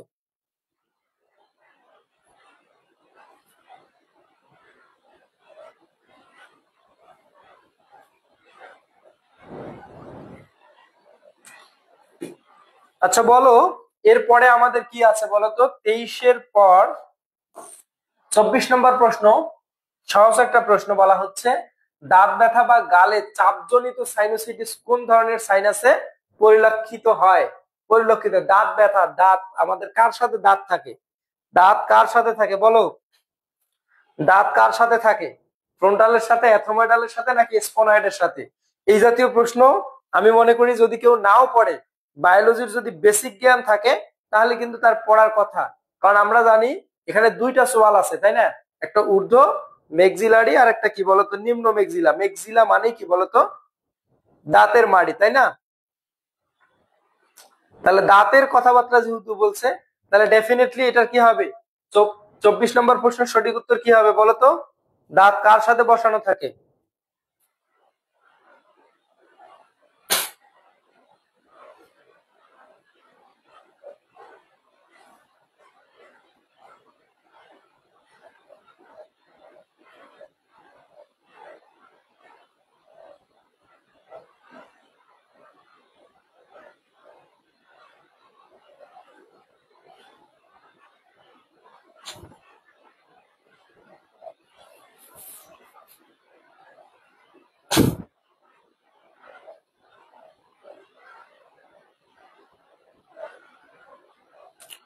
24 নম্বর প্রশ্ন যে ভুল করবে তার শিক্ষা প্রতিষ্ঠানে যাওয়ার দরকার নাই, সে বই বিক্রি করে দিবা পুরাতন লাইব্রেরিতে গিয়ে।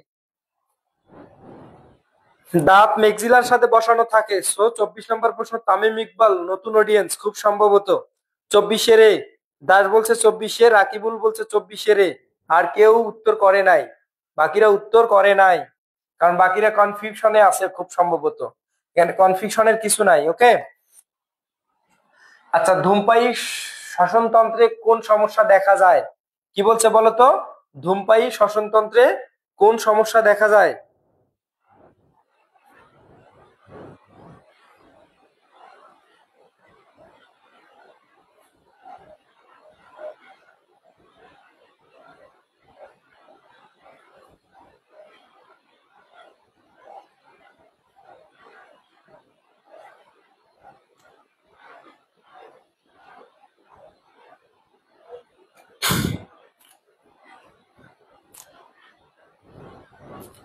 25-এর এ, অনিরুদ্ধ রায় বলছে 25-এর এ।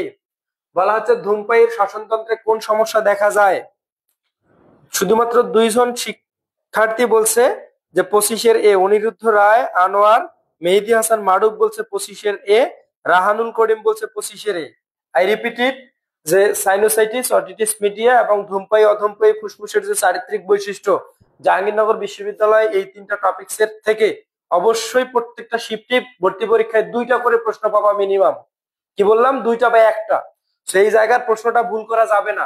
যদি তোমার চান্স তুমি নিশ্চিত করতে চাও, তাহলে এই 3টা শেষের 3টা টপিকস ভালোভাবে দেখে যাইও। ওকে, আচ্ছা, যারা 25-এর এ বলছো তারা সঠিক উত্তর দিছো। বলা হচ্ছে মধ্যকর্ণের সংক্রমণকে কি বলে? এটা আমরা আরো একবার পড়ছি যে এটিটিস মিডিয়া বলা হয়।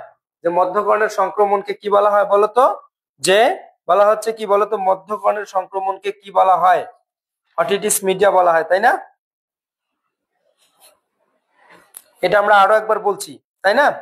আচ্ছা, এরপর দেখো পরের প্রশ্নটা, 27 নম্বর প্রশ্ন। 26 নম্বর প্রশ্ন কি ছিল? অটিটিস মিডিয়া। ওকে, এই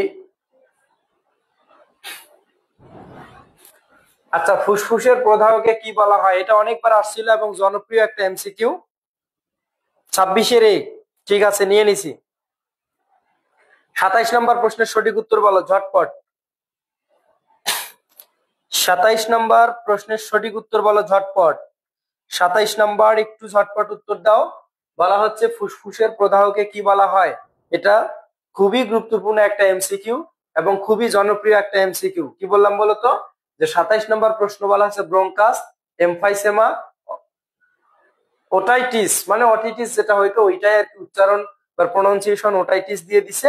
এরপরটা কি বলা হচ্ছে বলতো? সাইনোসাইটিস। সো এই প্রশ্ন যারা ভুল করবা, এটা জনপ্রিয় একটা প্রশ্ন, বিগত বছরের অনেকগুলো ইউনিভার্সিটিতে প্রশ্নটা আসছে এবং বিভিন্ন বোর্ড প্রশ্নে এই প্রশ্নটা না আসলে সেই বোর্ডের মানে সেই বোর্ডের পরীক্ষায় বাতিল বলে গণ্য করা যাইতে পারে।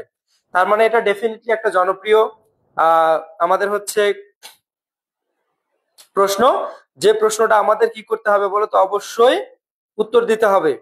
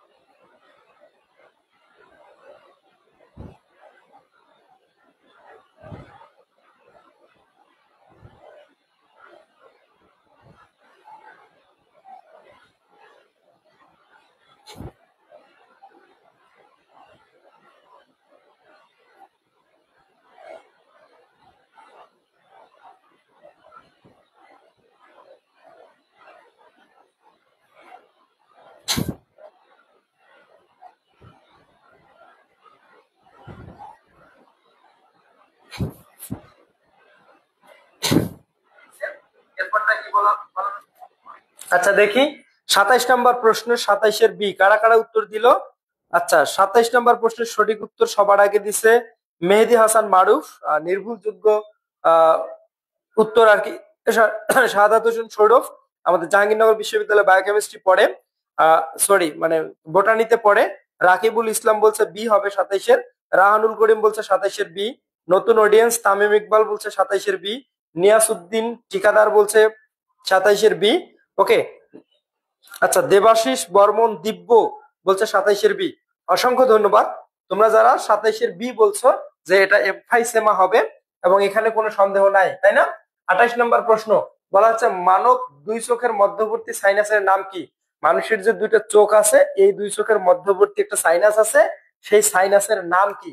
বলা হচ্ছে মেক্সিলারি, ফ্রন্টাল, এসফোনয়েড নাকি এতময়েড। ওকে, তো এই সাইনাস গুলোর অবস্থান কিন্তু আমরা পড়বো। আমরা যখন তোমার হচ্ছে চলনা অঙ্গ চলনা পড়বো, তখন কিন্তু সবগুলোর অবস্থান পড়বো। কোনটার পর কোনটা থাকে না থাকে এবং কোনটা কতটি সংখ্যা, এই বিষয়গুলো কিন্তু আমরা পড়ে ফেলবো, তাই না?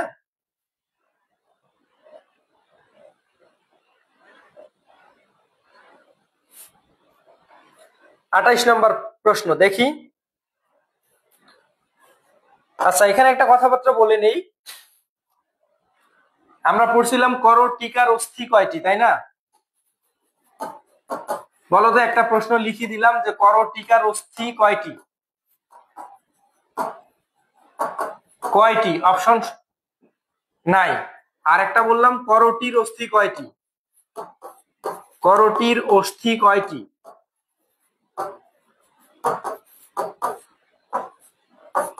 একটু অপশন ছাড়া এই দুইটা প্রশ্নের উত্তর একটু করো তো। কি বলা হইলো বলো তো? এক নাম্বারটা আমি বললাম যে করটিকার অস্থি কয়টি, আর একটা হচ্ছে করটির অস্থি কয়টি। দুইটা কথা। এই প্রশ্নের উত্তর বাদে তোমরা একটু এইখানে তাকাও, কমেন্ট সেকশনে কমেন্ট করে জানাও। একটা ছিল করটিকার অস্থি কতটি, আর একটি ছিল করটির অস্থি কয়টি।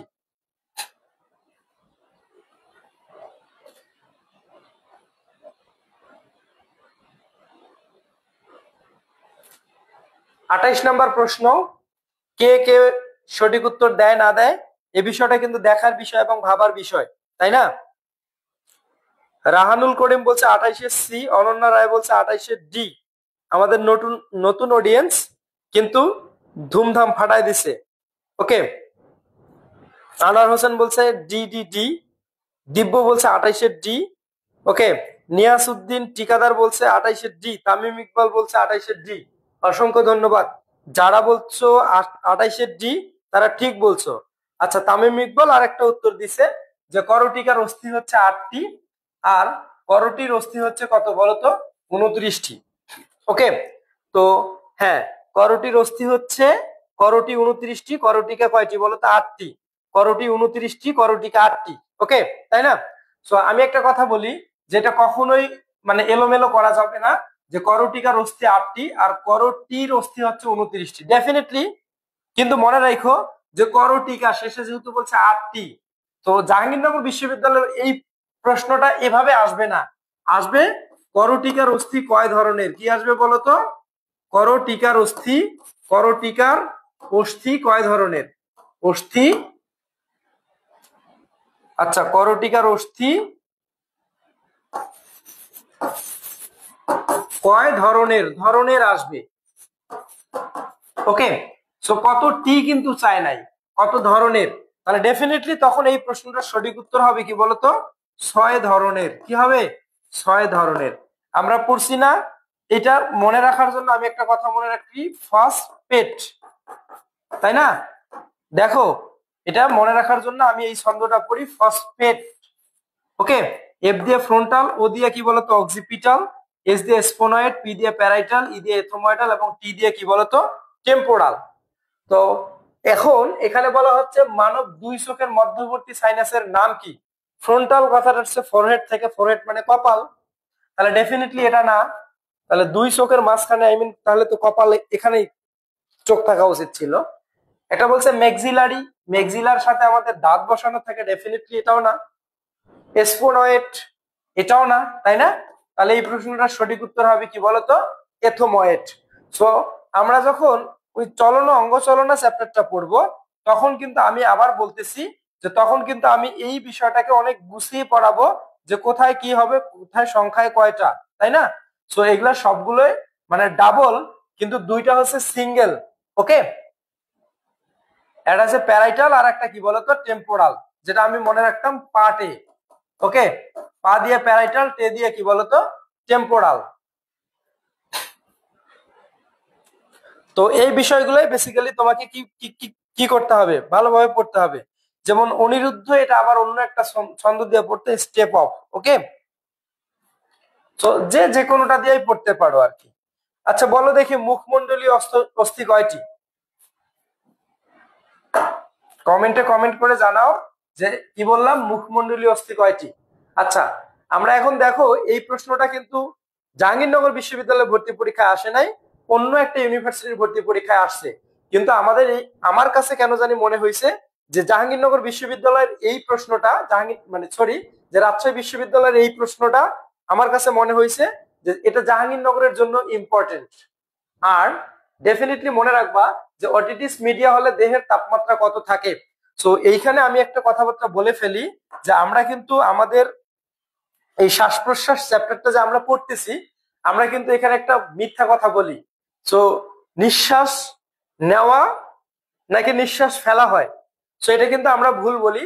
যেমন আমরা অ্যাজ ইউজুয়াল ধরো দুই ফ্রেন্ড যদি কথোপকথন হয়, এক বন্ধু আর এক বন্ধুকে বলতেছে কিরে তোর কি পড়াশোনা শেষ, সে বলতেছে না বন্ধু আমার পড়াশোনা শেষ হয়নি। যে কেন? যে আমার তো প্রচন্ড সর্দি। তো সর্দিতে কি হয়েছে? তো বলতেছে আমি শ্বাস নিতে পারতেছি না। ওর সর্দি, সে আবার বলতেছে কি সে শ্বাস নিতে পারতেছে না। কিন্তু ওই ব্যক্তি যদি মারা যায়, তাহলে সুস্পষ্ট ভাবে কিন্তু ঘোষণা করা হয় যে অমুকের তমুক পুত্র শেষ নিঃশ্বাস ত্যাগ করছে, তাই না? তাহলে নিঃশ্বাস ত্যাগ করার জিনিস, আই রিপিটেড, কি বললাম? নিঃশ্বাস ত্যাগ করার জিনিস আর প্রশ্বাস গ্রহণ করার জিনিস, তাই না? সো দ্যাটস ওয়াই আমাদের যখন জ্বর হয় তখন কিন্তু একটা আমাদের বডির টেম্পারেচারটা বেড়ে যায়, তাই না? সো তখন কিন্তু ভুলে অনেকে বলে 100°C। ওরে ভাই, 100°C তাপমাত্রায় পানি বাষ্পে পরিণত হয়। আর তোমার যদি 100°C জ্বর হয়, তাহলে তো তুমি বাষ্পে পরিণত হয়ে আকাশে উড়াল দেওয়ার কথা, তোমার তো কথা বলার কোনো অপশনই ছিল না। ওকে, সো এখানে আমাদের তাপমাত্রার যে একটা পার্থক্য থাকে, তাহলে সেটা ডিগ্রি সেলসিয়াস নাকি ফারেনহাইট স্কেলে হবে নাকি অন্য কোনো স্কেলে হবে, সেই স্কেল গুলোকে কিন্তু আমাদের কি করতে হবে, খুব ভালোভাবে আইডেন্টিফাই করতে হবে। ওকে, তাহলে বলো এই প্রশ্নটার সঠিক উত্তর কি হতে পারে? বলা হচ্ছে অটিটিস মিডিয়া হলে, মধ্যকর্ণের যদি সংক্রমণ হয়, তাহলে আমাদের দেহের তাপমাত্রাটা কত হয়? তাহলে 32°F, 100°F, মানে 104°F নাকি 103°F? দেখি কারা কারা এই প্রশ্নটার সঠিক উত্তর দিতে পাইছো। 29 নম্বর প্রশ্ন। ওকে, আচ্ছা তার আগে একটা কথাবার্তা বলছিলাম যে মুখমণ্ডলীয় অস্থি কয়টি? ওকে, ডেফিনেটলি 14টি। যারা যারা বলছো ওকে অবশ্যই তারা সঠিক উত্তর বলছো। আচ্ছা, অনন্যা রায় বলছে 14টি, রাহানুল করিম বলছে 14টি, নিয়াস উদ্দিন ঠিকাদার বলছে 14টি, তামিম ইকবাল 14টি, এবং দেবাশিস বর্মন দিব্য বলছে 14টি, তিশা রায় বলছে 14টি। ওকে, সো ওই কথাটার মধ্যে একটু যাই, যেহেতু আমি একটু তোমাদের হচ্ছে মানব অস্থি নিয়ে কথাবার্তা বলতেছিলাম, এই জন্য বললাম মুখমণ্ডলীয় অস্থি কয়টি। ওকে, সো মুখমণ্ডলীয় অস্থি কয়টা? 14টা। তো যারা এই প্রশ্নটার সঠিক উত্তর করতে পারো নাই লিখে, তার একটা কথা মনে রাখো, আমার না কেন জানি এই প্রশ্নটা খুবই মনে থাকে, এবং এটা আমি একটা টিপস দিয়ে মনে রাখতাম যে মুখমণ্ডলীয় অস্থি 14টা। কারণ আমাদের হচ্ছে কি বলতো, কেউ যদি কোনো ঝামেলা করে, আমি বলতেছি কারো যদি চারিত্রিক বা নৈতিক কোনো স্খলন হয়, তাহলে সে কিন্তু আর কারো সামনে মুখ দেখাইতে পারে না। তার মানে তার 14 গোষ্ঠীর মান সম্মান যায়। তো 14 গোষ্ঠীর মান সম্মান বেসিক্যালি কোথায় থাকে বলতো? মুখেই থাকে। ধরো কোন একটা সম্ভ্রান্তশালী মুসলিম পরিবারের মেয়ে, আই রিপিটেড, যে কোন একটা সম্ভ্রান্ত মুসলিম পরিবারের মেয়ে ওই পরিবারের কাজের ছেলের সাথে যদি পালায় যায়, রিলেশন করে যদি ভেগে যায় বা পালায় যায়, তাহলে কত গোষ্ঠীর মান সম্মান যায়? 14 গোষ্ঠী। তাহলে এই মান সম্মানটা থাকে বেসিক্যালি কোথায়? মুখে, মুখমণ্ডলী। ওকে, তো যারা উত্তর করতে পারো নাই তারা কিন্তু এই বিষয়টা এভাবে মনে রাখতে পারো। ঢাকা ইউনিভার্সিটিতে যদি লিখিত আসে তাহলে কাজে লাগবে। যারা 104°F বলছো তারা ডেফিনেটলি এই প্রশ্নটার সঠিক উত্তর দিছো। ওকে, আচ্ছা লাস্ট ওয়ান কোশ্চেন্স, এবং আজকের ক্লাসের আমাদের একবারে সর্বশেষ প্রশ্ন। হাঁপানি হলো কি? এটা ভাইরাস জনিত রোগ, এটা অ্যালার্জি জনিত রোগ, ব্যাকটেরিয়া ঘটিত রোগ, নাকি ঠান্ডা দ্বারা প্রভাবিত রোগ? সো আমাদের এখানে আমি একটা কথাবার্তা বলি যে জাহাঙ্গীরনগর বিশ্ববিদ্যালয়ের এই টপিকস থেকে প্রশ্ন আসে, অটিটিস মিডিয়া, ব্যাকটেরিয়া, নাকি তোমার ভাইরাস ঘটিত, মানে কোনটা ব্যাকটেরিয়া ঘটিত আর কোনটা ভাইরাস ঘটিত, এমন টাইপের প্রশ্ন আসে। ওকে, সো কোন কোন ব্যাকটেরিয়ার কারণে আমাদের এটা হয় বা কোন কোন ভাইরাসের কারণে এই বিষয়গুলো ঘটে থাকে, স্পেসিফিক ভাবে জাস্ট ওই কয়েকটা কথা কিন্তু আমাদের মনে রাখা উচিত। ওকে, আচ্ছা দেখো, হাঁপানি কি ভাইরাস জনিত রোগ, অ্যালার্জি জনিত রোগ, ব্যাকটেরিয়া ঘটিত রোগ, নাকি ঠান্ডা দ্বারা প্রভাবিত রোগ? এটা একটু ঝটপট কমেন্ট সেকশনে কমেন্ট করো। এবং আজকের ক্লাসের লাস্ট ওয়ান কোশ্চেন ছিল আমাদের এটা এটা 30 নম্বর প্রশ্ন। বলা হচ্ছে হাঁপানি হলো কি? ভাইরাস জনিত রোগ, অ্যালার্জি জনিত রোগ, ব্যাকটেরিয়া ঘটিত রোগ, নাকি ঠান্ডা দ্বারা প্রভাবিত রোগ? হাঁপানি।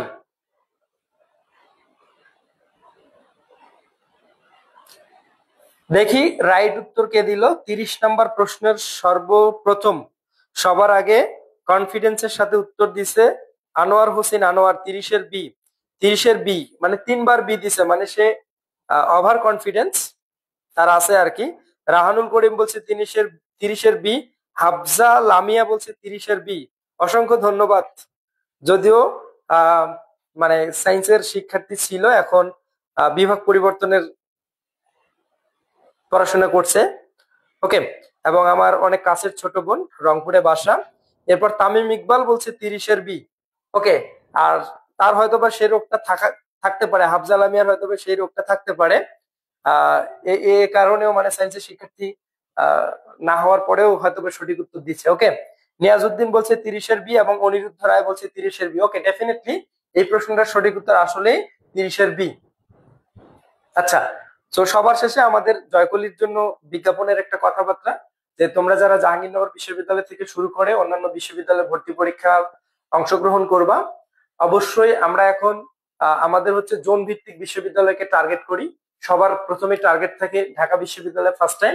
ওকে, কারণ ঢাকা বিশ্ববিদ্যালয়কে আমরা ইউনিভার্সিটির মধ্যে এরিস্ট্রোক্রেট বা অভিজাত হিসাবে চিন্তা ভাবনা করি।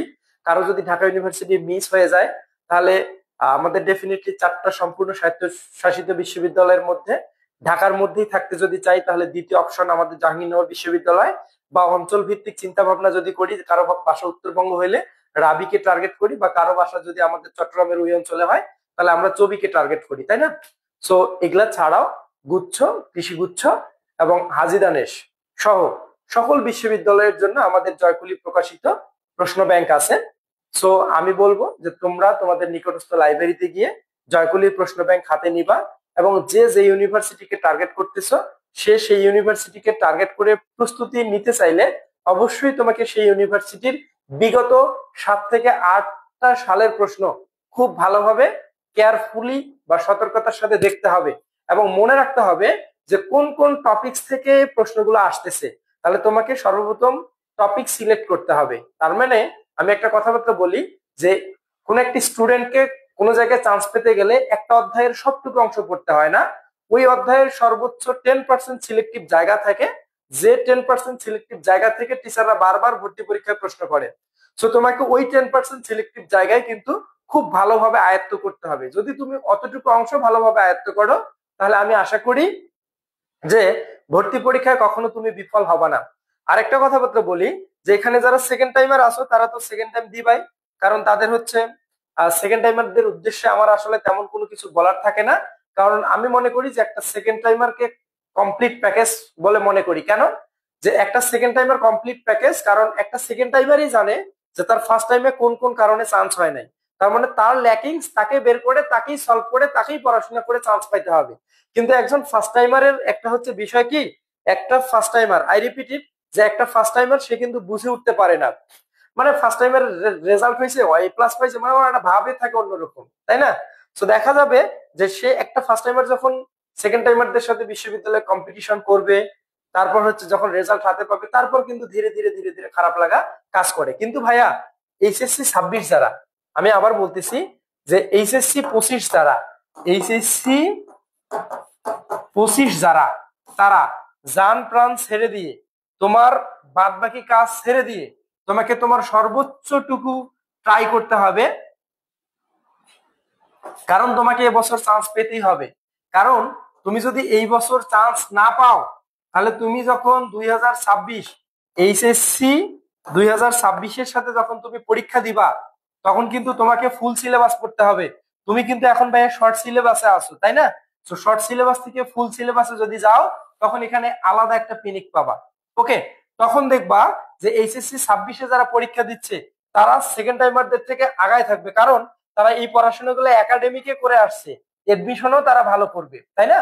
তো আমি বলি এইচএসসি 25 যারা আসো বা যারা ফার্স্ট টাইমার আসো, তাদের জন্য একটা কথা খুব ভালোভাবে মাথায় রাখা দরকার, যে তোমাকে অবশ্যই খুব ভালোভাবে এখন থেকেই পড়াশোনা করা দরকার। আচ্ছা, শাহরিয়ার শাকিল বলছে ভাই একটা প্রশ্ন ছিল। হ্যাঁ ভাইয়া, প্রশ্ন করে ফেলো ঝটপট। আনোয়ার হোসেন আনোয়ার বলছে অনেক সুন্দর ক্লাস নিয়েছেন স্যার, মাশাআল্লাহ। আর তোমাকেও, আনোয়ার হোসেন আনোয়ারকেও অসংখ্য ধন্যবাদ, যে একমাত্র অডিয়েন্স যে শুরু থেকে শেষ পর্যন্ত আমার ক্লাসটা দেখছে। আচ্ছা, আমাদের সাথে জিলানি হাসান জয় দেখতেছেন। আচ্ছা শাহরিয়ার শাকিল, তুমি যেহেতু আমার স্টুডেন্ট এবং পরিচিত মানুষ, তুমি আমাকে ভাইয়া কালকে কি ক্লাস আছে? হ্যাঁ, কালকেও ক্লাস হবে আর কি। কালকে কালকে আমি টানা 2 দিন বায়োলজি নেব ইনশাল্লাহ। কালকেও ঠিক রাত 10টায় তোমাদের বায়োলজি ক্লাস হবে। ওকে, আচ্ছা ঠিক আছে, আজকের ক্লাস এখানেই শেষ করলাম। দেখা হবে ইনশাল্লাহ কালকে ঠিক রাত 10টায়। এবং কালকে আমরা যে চ্যাপ্টারটা পড়বো সেই চ্যাপ্টারটাই হচ্ছে চলন ও অঙ্গ চালনা। এবং এই জায়গা থেকে জাহাঙ্গীরনগর বিশ্ববিদ্যালয়ে থেকে শুরু করে বিভিন্ন বিশ্ববিদ্যালয়ে ভর্তি পরীক্ষা প্রশ্ন আসবেই। আই রিপিট ইট, এই জায়গার মধ্যে যে আমাদের অস্থির যে সংখ্যা আছে, এই অস্থির সংখ্যা বা অস্থির চার্ট থেকে প্রত্যেকটা ইউনিভার্সিটিতে প্রশ্ন আসে। কারণ এই চার্ট থেকে যদি প্রত্যেকটা ইউনিভার্সিটির ভর্তি পরীক্ষা প্রশ্ন না আসে, তাহলে ওই ভর্তি পরীক্ষা বাতিল বলে গণ্য করা হতে পারে।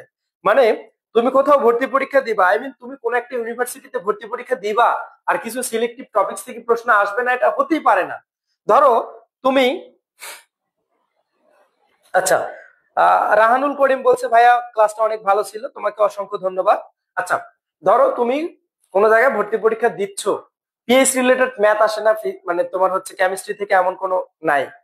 ধরো তুমি কোন একটা ইউনিভার্সিটিতে পরীক্ষা দিচ্ছ রসায়ন অংশে, ধরো তোমার হচ্ছে কি জৈব যৌগ থেকে প্রশ্ন আসছে। তো জৈব যৌগ থেকে 3টা টপিকস কমন, একটা নামকরণ, একটা সমানুতা, একটা নামীয় বিক্রিয়া। তাহলে এই 3টা জিনিস যদি তুমি পড়ে যাও, কোনো না কোনো মিনিমাম তো একটা পাবা। আর তোমার কপাল ভালো থাকলে 3টা টপিকস থেকে প্রশ্ন কমন পড়বে। সো এরকম কিছু টপিকস আছে যে টপিকস গুলো সিলেক্টিভ টপিকস, এবং এই অংশগুলো কিন্তু আমাদের কি করতে হবে, খুব ভালোভাবে দেখতে হবে। হ্যাঁ, একটা ঘোষণা যে আমরা প্রত্যেকটা দিন ঠিক রাত 10টায়, আই রিপিট ইট, যে প্রত্যেকটা দিন ঠিক রাত 10টায় আমরা জাহাঙ্গীরনগর বিশ্ববিদ্যালয়ের মানে বিগত বছরের প্রশ্ন অ্যানালাইসিস ক্লাস নিয়ে থাকি। মাঝে মাঝে যদি আমাদের মেয়ে বা ফিমেল টিচার থাকে, আসলে রাত 10টায় ফিমেল টিচারদের স্টুডিওতে এসে ক্লাস নেওয়ার জন্য একটু হ্যাসেল হয়, জন্য আমরা তাদের ক্লাস বিকেল 5টায় রাখি। ওকে, সো তোমরা আমাদের জয়কলি পেজে এখন থেকে নিয়মিত আপডেট নিবা যে আমাদের জয়কলি পেজে কবে কখন কোন ক্লাস হয় না হয়, এই বিষয়গুলো আমরা 2টার মধ্যে কিন্তু আপলোড করে থাকি। ওকে, তো আমি আশা করি ইনশাল্লাহ দেখা হবে তোমাদের সাথে পরবর্তী ক্লাসে। আজকের ক্লাস আমি এখানেই শেষ করলাম। আল্লাহ হাফেজ।